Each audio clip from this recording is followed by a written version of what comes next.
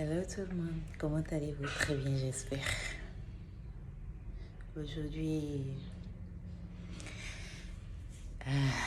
aujourd'hui c'est le lundi 13 février, le jour où j'ai réellement décidé de me lancer dans cette aventure de YouTube.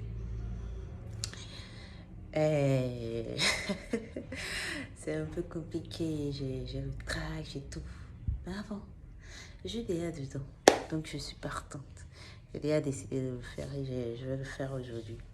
Il y a longtemps, je voulais le faire, je le fais, je le fais pas, je le fais, je le fais pas. Trop d'incertitudes et de doutes remplis dans mon esprit. Et je suis là, je me demande, je dois le faire, je dois le faire. Et vous, vous devez tous me voir parce que ça donne.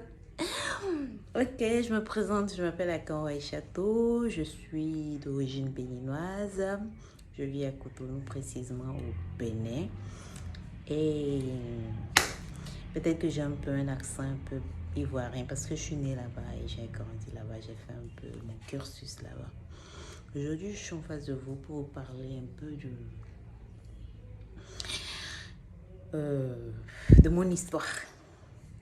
Parce que c'est la base pour laquelle j'ai voulu créer la chaîne YouTube. Maintenant, au fur et à mesure, ça peut évoluer, et bien ça peut prendre d'autres emplois, mais à la base, c'est pour raconter mon histoire. Parce que je vois qu'il y a qu'il y a des mots dont beaucoup de femmes souffrent dans nos sociétés et on a du mal à en parler. Il y a beaucoup de mots dont les femmes souffrent et dont elles ont du mal à en parler. Et pour commencer, j'aimerais parler de mon endométriose. Mon endométriose, je l'ai découvert en 2000, assurance en 2020, je l'ai découvert en 2016. Au départ, on croyait que c'était un qui sauve rien avec toutes les analyses, les échographies pelviennes, toutes sortes d'échos, toutes sortes d'analyses. C'est que j'ai commencé les menstrues bien avant cette période-là. Même si j'avais des règles qui étaient un peu douloureuses, c'était pas autant douloureuse. Mais avec le temps, j'ai vu que la douleur s'intensifiait et plutôt que de régresser, ça a l'air de mal empirer. On a, on a commencé à courir de gauche à droite. On a fait de l'indigénat, des tradipraticiens, des marmites. J'en bois encore jusqu'à présent. Et on n'a pas eu de solution, il n'y a pas eu de satisfaction. Et jusqu'à ce que le docteur m'ait proposé de faire une opération parce qu'on croyait que c'était un qui rien. Alors là, on s'est mis dans la démarche pour faire l'opération parce que c'était l'ultime solution qu'on avait trouvé, le docteur et moi.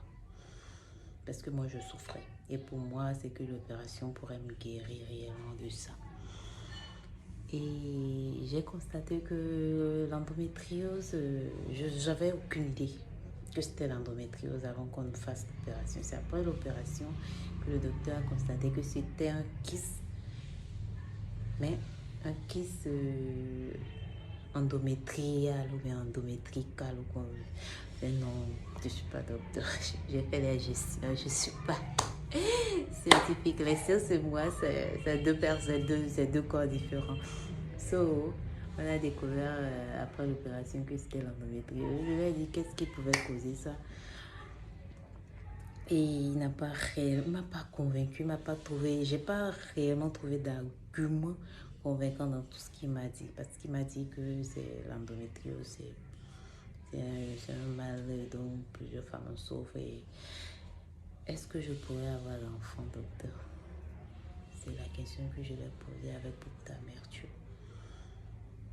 Il m'a dit c'est possible qu'il y a d'autres femmes qui ont les ovaires aussi penchés, bancales plus que le mien, mais ils arrivent parce que il paraît que j'ai un problème à l'ovaire, une infection maltraitée ou autre qui m'a créé également un problème où l'ovaire et l'utérus sont collés, on n'arrive pas à distinguer les deux, un truc du genre. Et aussi l'endométriose qui attaque le second ovaire.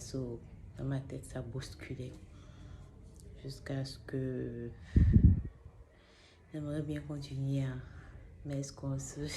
Est-ce que si je finissais, vous allez regarder pour une prochaine vidéo? Si vous savez que vous avez aimé celle-ci,